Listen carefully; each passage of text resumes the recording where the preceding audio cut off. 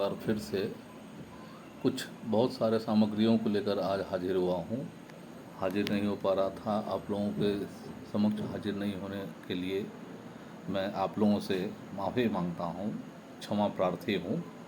लेकिन आज आप लोगों के सामने मैं जीके के बहुत सारे प्रश्नों की चर्चा करना चाहूँगा, जिसमें बहुत सारा प्रश्न जो होगा सो आज मैं इतिहास से संबंधित जो प्रश्न है वो बीपीएससी स्पेशल के लिए और बीपीएससी में बिहार पब्लिक सर्विस कमीशन में जो कमीशन रैंक के परीक्षा होते हैं वो, और उसके साथ साथ प्राइमरी टीचर के लिए और स्टेट लेवल के लिए भी जो परीक्षा होती है उसमें ये सब प्रश्न काफ़ी महत्वपूर्ण होते हैं। जैसे पहला प्रश्न है कि बिहार में 1857 की क्रांति के नेता बाबू कुंवर सिंह का देहांत कब हुआ? 26 अप्रैल 1858 को। प्रश्न पहला पढ़ रहा हूँ। बिहार में 1857 की जो क्रांति के नेता थे, 1857 की क्रांति के नेता कौन थे? तो उनका नाम दिया हुआ है कि बाबू कुंवर सिंह। उनके देहांत के बारे में पूछा जा रहा है। तो प्रश्न पर ध्यान दीजिए कि निधन के बारे में यहाँ प्रश्न पूछा जा रहा है, और इसका जो सही उत्तर है वो है 26 अप्रैल 1858।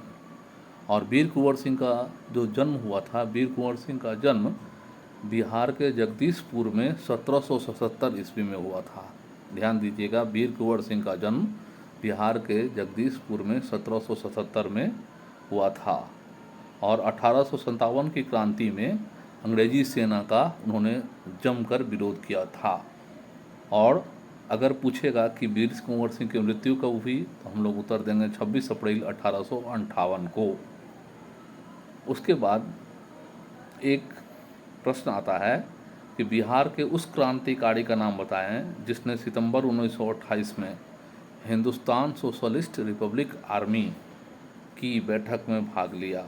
बिहार के उस क्रांतिकारी का नाम बताएं जिसने सितंबर 1928 में हिंदुस्तान सोशलिस्ट रिपब्लिक आर्मी की बैठक में भाग लिया। तो बिहार के वो क्रांतिकारी जिन्होंने सितंबर 1928 में भाग लिया, किसमें? Hindustan socialist Republic army. इसकी स्थापना 1928 में हुई थी। सबसे पहले तो इस प्रश्न का उत्तर जो होगा वो फणींद्रनाथ घोष थे, जिन्होंने क्या किया था कि बिहार के जो Hindustan socialist Republic party Republican army में क्या किया था कि बैठक में भाग लिया था। तो बिहार के क्रांतिकारी फणींद्रनाथ घोष थे, जिन्होंने हिंदुस्तान सोशलिस्ट रिपब्लिक आर्मी की बैठक में भाग लिया था। और हिंदुस्तान सोशलिस्ट रिपब्लिक आर्मी का गठन 1928 में दिल्ली में कहाँ हुआ था? फिरोज शाह कोटला के मैदान में हुआ था। और उसके बाद प्रश्न पूछा जाता है कि 1947 के भारतीय राष्ट्रीय कांग्रेस का दिल्ली अधिवेशन, ध्यान दीजिएगा कि भारतीय राष्ट्रीय कांग्रेस का 1947 में जो हुआ वो दिल्ली अधिवेशन की अध्यक्षता किसने की? राजेंद्र प्रसाद ने की। 1947 के भारतीय राष्ट्रीय कांग्रेस के दिल्ली अधिवेशन की अध्यक्षता किसने की? तो हम लोग उत्तर देंगे डॉक्टर राजेंद्र प्रसाद।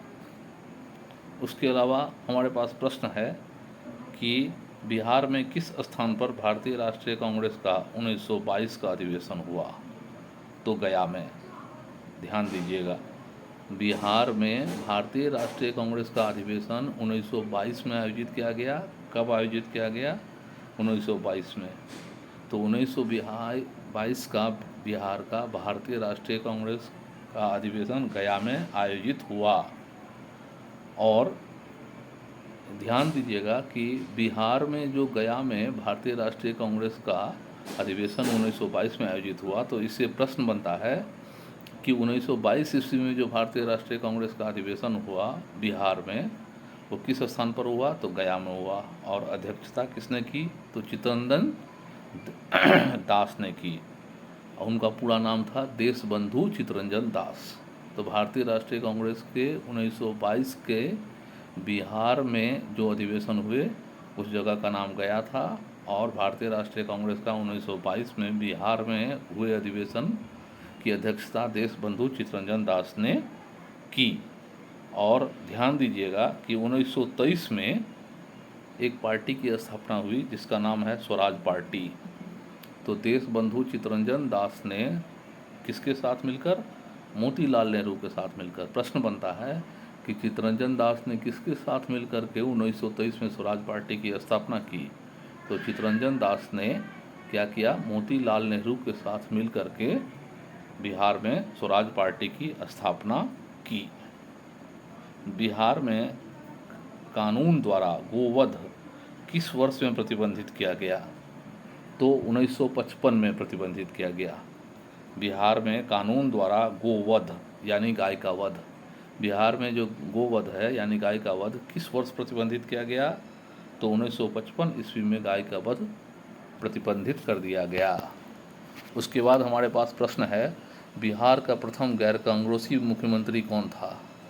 बिहार का प्रथम गैर कांग्रेसी मुख्यमंत्री, आपके पास ऑप्शन में राम सुंदर दास भी होंगे, लालू प्रसाद यादव भी होंगे, महामाया प्रसाद सिन्हा, कर्पूरी ठाकुर, और इसका जो सही उत्तर है वो महामाया प्रसाद सिन्हा है।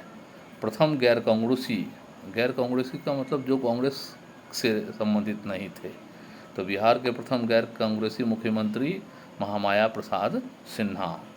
और याद रखिएगा, बिहार के प्रथम मुख्यमंत्री श्री कृष्ण सिंह थे। और हरिजन मुख्यमंत्री कौन थे?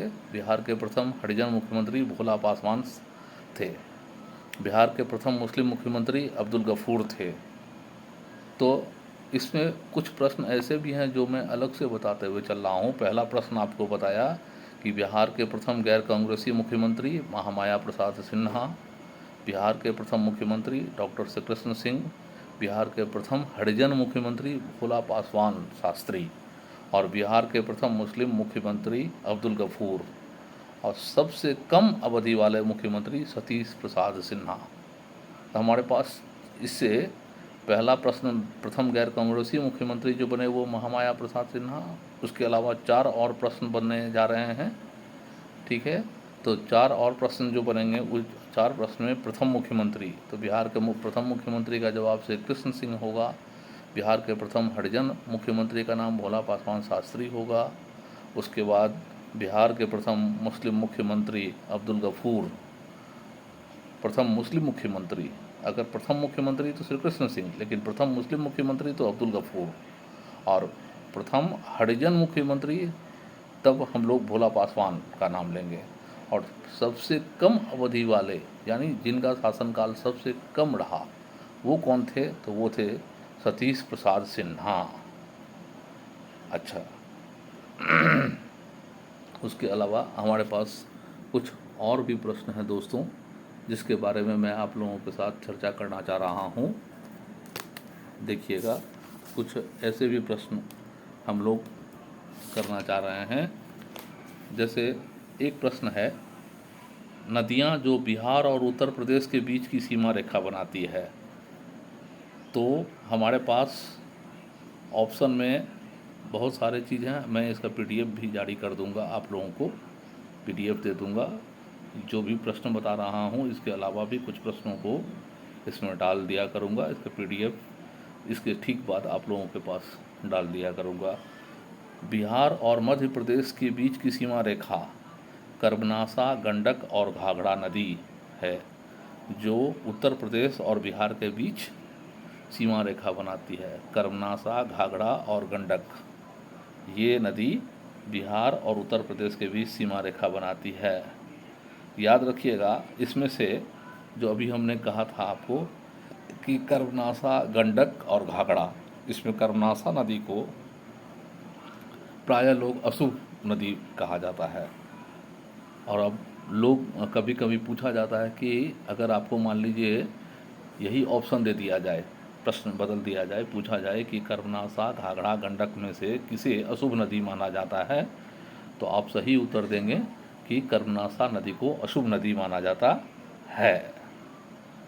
अच्छा, और बिहार के कुल 8 जिले उत्तर प्रदेश के सीमे के साथ, उत्तर प्रदेश का जो सीमा है, उत्तर प्रदेश के साथ सीमा साझा जो करते हैं, सीमा साझा का अर्थ मतलब बॉर्डर से सटे हुए, तो सीमा के पास, सीमा से सटे हुए जो हैं, बिहार के कुल 8 जिले हैं जो उत्तर प्रदेश के साथ सीमा साझा करते हैं। बॉर्डर का जो विभाजन जो होता है वो चीज़, उसमें वो साझा करने का अर्थ साथ में बांटना।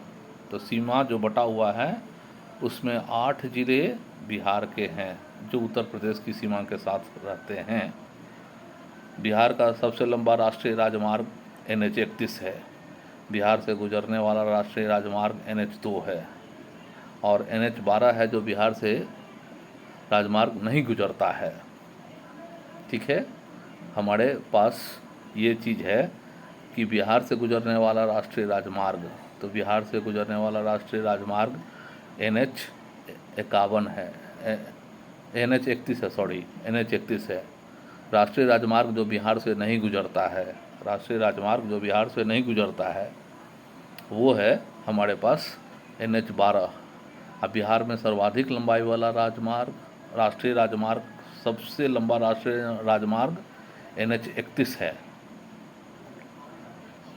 सबसे लंबा राष्ट्रीय राजमार्ग NH 31 है।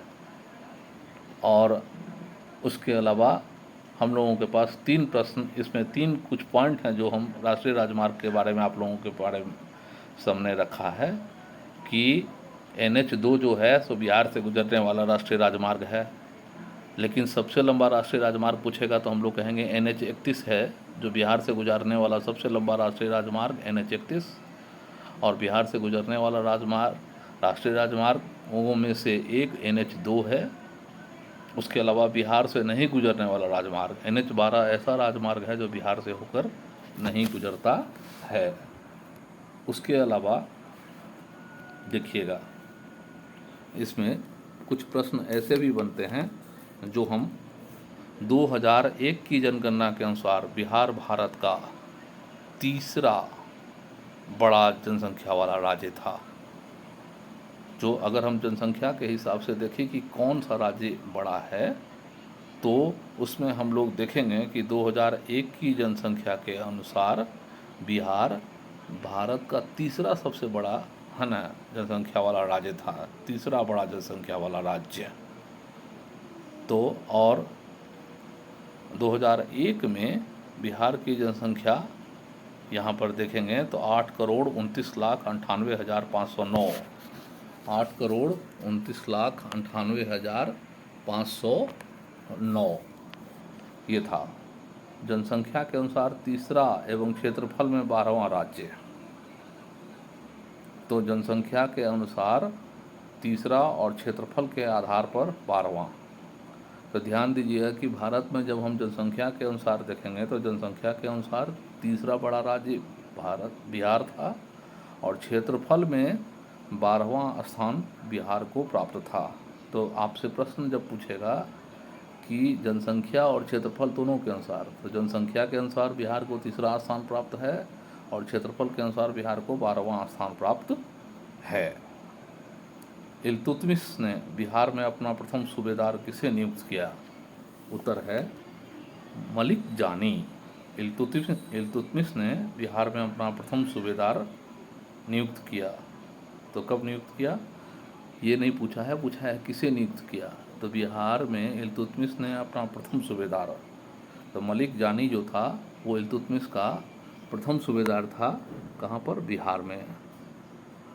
अब बिहार एवं उत्तर प्रदेश राज्यों की संयुक्त सिंचाई परियोजना के छे